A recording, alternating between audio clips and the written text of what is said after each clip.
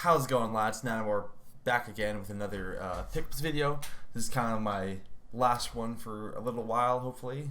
But you know, I keep saying that, but then I find things to buy. But got a good amount of stuff here. Most of this was online, a few in physical pickups, but a lot of orders. First off, GameStop is kind of having a little bit of a sale. I remember, or they either had a sale or I just had a good deal on stuff. They had a few cartridge systems I wanted to pick up some games for, so I went and did that. So online I got Riveria, The Promised Land, another Atlas one for GBA. I also got Super Dodgeball Advance, another Atlas one for GBA. And then I got Kirby's Dream Land 2. This is actually a really clean GBA copy. Like, it is a real one. It's not a fake one. I checked it. It's real. I doubt people would make fakes at that one, but just want to be safe. And the other one was Kirby Superstar. This one's got kind of a bad label at the top. Like, the edge is pretty messed up, but I mean, that's a pretty minor detail. I guess this game's not too hard to find. I can upgrade it down the line if I feel like it. I got those four because, you know, the problem with GameStop's website is you can't tell if something is complete or not.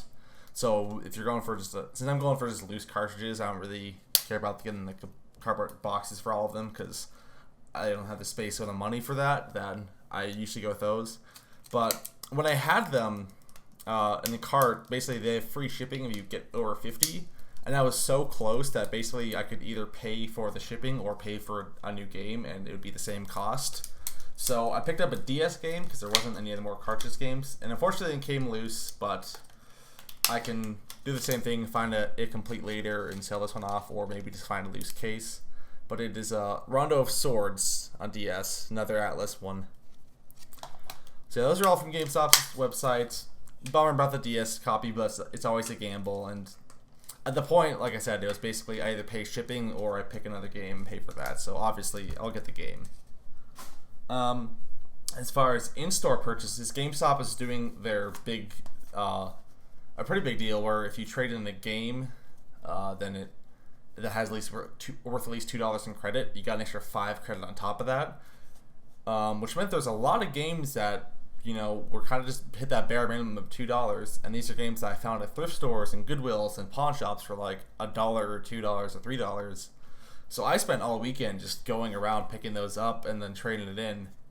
Obviously, try not to trade too many of the same game, but I got a ton of my pre-orders paid off doing that, and I just picked up a few games physically as well. I got Legend of Zelda's Ocarina of Time and Majora's Mask 3D. Majora's Mask was new, I believe. Ocarina of Time was a bit used, so saved a little bit on that. And then when I was there, someone else was doing the exact same thing, and something he traded in I've been actually really kind of wanting is Super Metroid on Super Nintendo. This one actually has a Blockbuster sticker, so I was pretty sure it wasn't a fake one, because why would you get like a pirated cart and put a Blockbuster sticker on it? That doesn't make any sense. But I opened up just to be safe, and it was. I can't actually get this to work. The battery on it for the save, I know, it looks like someone ripped it out and then tried to solder a new one on, which is not the best thing to do. You should always just get the ones off eBay that have the soldering tabs attached already. But, so yeah, it's not like fully even attached, and I can't get the game to boot. I tried cleaning it pretty well. I'm wondering if that's the issue. If that is, let me know. I've ordered some more because I think this and some other brand games, like the batteries are dead, so I need them anyways. But yeah, if that's the reason why I can't get this to work, then that's an easy fix. If not, I'll have to do some more troubleshooting with that.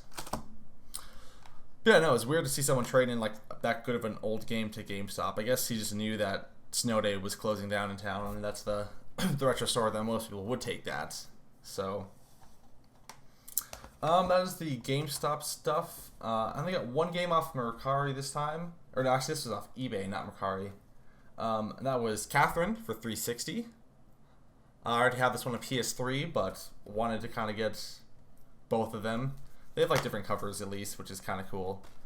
I know someone on Mercari selling the collector's edition for this. It's just missing the game. So I've been like debating about getting that. I don't think I can afford it, even like at like he's reduced the cost a lot, and I don't think I can afford it even at that lower cost. But, you know, potentially could complete that with the collector's edition, but not going to really worry about that. That was just a nice one to pick up. As far as local purchases go, I got that other Neo Geo Pocket from Snow Day. This is the one that actually works. I can show that. This little intro song is so cool. But yeah, so that one works. I tried to do a shell swap and have like the nicer shell with the working board, but I couldn't get the screen on the nicer one to work, so I either was just plugging in wrong or there's something wrong with that one. I ended up selling that off to Double Jump because I just couldn't figure out how to get it to work, and I figured they have a tech guy who was probably is way better. I don't say probably. He is way better than me at that stuff, so hopefully he can get it to work and they can sell it to a good home. And then also from Snow Day, I got a working Game Gear. This is a blue one. It actually has both battery doors, which I think is the hardest part about the Game Gear library, is finding those. It's starting to show the capacitor issue, so eventually I will have to get this fixed. Because, you know, like the problem is, like, if you hold it normally like this, or obviously facing you, but the screen's too bright, or too dim, sorry, to see. Yeah, I have to kind of like tilt it down like that to have the screen like be lit up enough to see. So, you know, not like fully functional, but the capacitor change is something that pretty much I see a lot of stores and eBay sellers do for pretty cheap, so I can get that done at some point.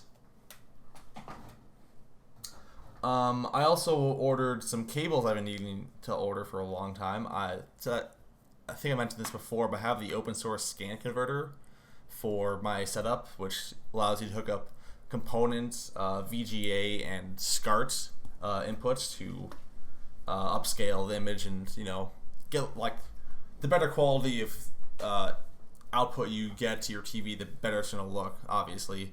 And SCART is like equal to component, but it was on a lot of older consoles that didn't have component. They only had S-Video, so it is kind of the best for them. If you want to know more about RGB SCART and OSSC, I'll have a link to a channel called My Life in Gaming in the description. That's where I learned all of this stuff. They have a ton of videos about this and could teach you everything you need to know about getting the best image out of your old consoles. But anyway, I got 4 cables. I got the Genesis SCART cable, Saturn SCART, Super Nintendo SCART, which I have hooked up and have that one chip hooked up, and it looks great.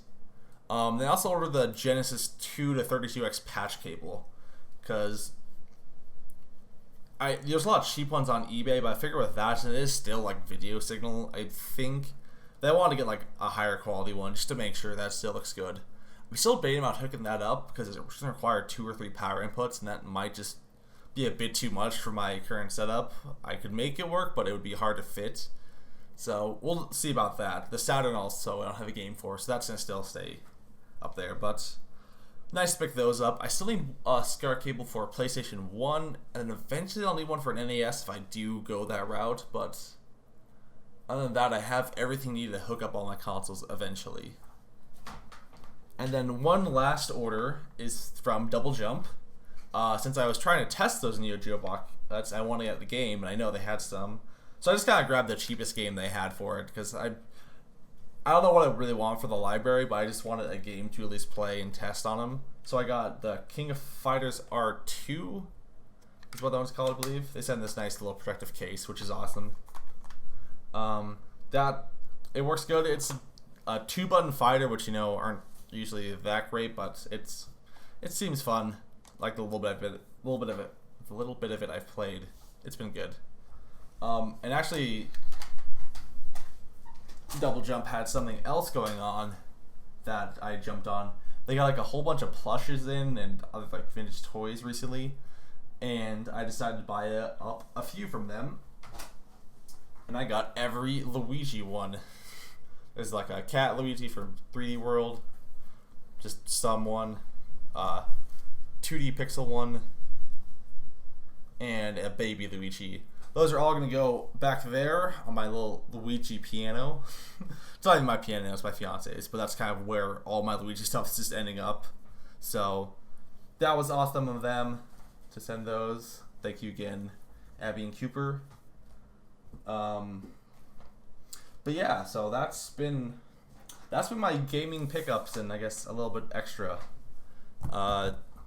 Nothing. I have a few other things coming. I have a VGA box for my Dreamcast from the Harbros, and I think other than that, I don't really have anything coming. Like some batteries I mentioned and some game protector boxes. Nothing worth filming a video about. So any other pickup videos from now on, or at least for the near future, is going to be like anything I find thrifting that's worth showing off, or I guess the new games get at GameStop when those are released. And I don't know, knowing me, I'll probably still find ways to pick up games, and I'm trying not to buy any, but we're going to call that the last haul for a little while at least.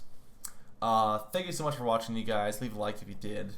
And if you still want to see me, even though I won't be doing pickup videos as often, I'm going to be back to streaming 3 days a week, hopefully. I'm going to try for Sunday nights, Wednesday nights, and Thursday nights. I think it's going to work the best for me and not be too much for me to do.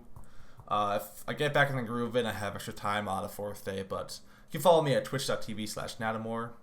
I'm Nadamoor on every single social media and internet thing ever, so if you want to find me anywhere, just look up Nadamoor. But that's gonna do it for me today, guys. Thank you so much for watching, and I'll see you next time. Peace out.